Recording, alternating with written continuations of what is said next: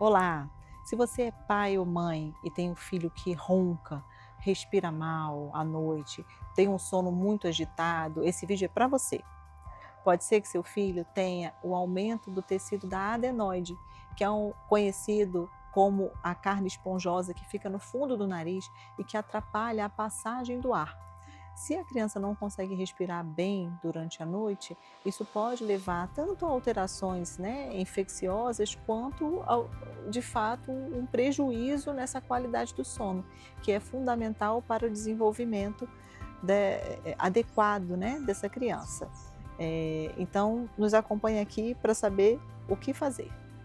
A adenoide, que é conhecida como a carne esponjosa, é um tecido linfóide, né? Ou seja, é um tecido que todo mundo tem e que começa a crescer na criança ali por volta de um ano e meio, e que quando ela cresce demais, ela pode trazer problemas. Ela fica bem no fundo do nariz e, quando está em tamanho aumentado, atrapalha a passagem do ar, assim como ajuda a reter muco e secreção dentro do nariz, fazendo com que fique mais fácil essa secreção ir para o ouvido, causando otites ou outras complicações auditivas, e fazendo com que a infecção fique arrastada, com uma dificuldade de resolução, porque a própria lavagem nasal fica dificultada por conta da obstrução desse tecido nessa região. Como todos sabem, a ciência evoluiu bastante e hoje em dia, se a criança tem indicação cirúrgica para remoção da adenoide, isso é feito no centro cirúrgico, como já era feito antigamente, mas dessa vez auxiliado por um sistema de vídeo que faz com que a gente consiga identificar exatamente a extensão desse tecido e remova com instrumentos bem sensíveis, né? Como a ponteira, que aqui a gente costuma usar o microdebridador, que na ponta tem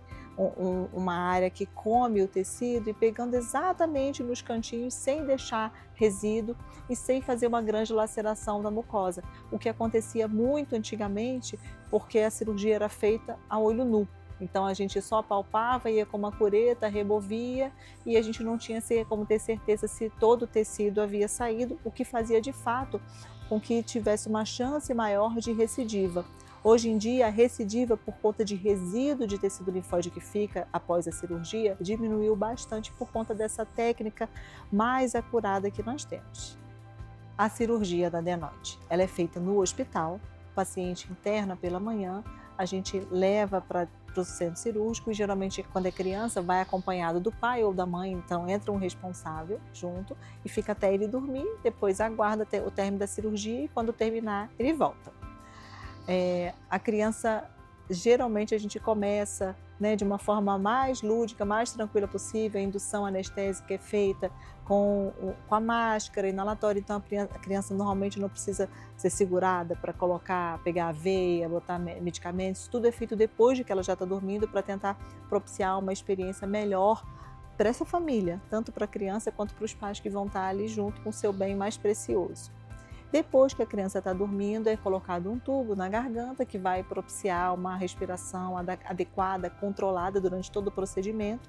e os instrumentos começam a agir. Então a gente entra com a câmera pelo nariz, bota um abridor na boca, vai com essa pinça pelo fundo do nariz, né, através da boca, e aí, sob visão direta da câmera, a gente consegue remover e retirar todo o tecido linfóide excessivo que existe ali. Terminada essa ressecção, que pode durar aí 20, 30 minutos, a depender, né, do quanto que existe de sangramento, a gente cauteriza, termina, tem certeza, se certifica que de fato não tem mais nenhum sangramento, terminou tudo, a gente finaliza a cirurgia, aí a criança é acordada, vai para a sala de recuperação, onde vai encontrar novamente com seus pais. Depois que a criança acorda, ela ainda fica um pouquinho sonolenta, permanece ainda por alguns minutos na sala de recuperação anestésica. Quando estiver bem acordadinha, ela vai para o quarto junto com seu familiar.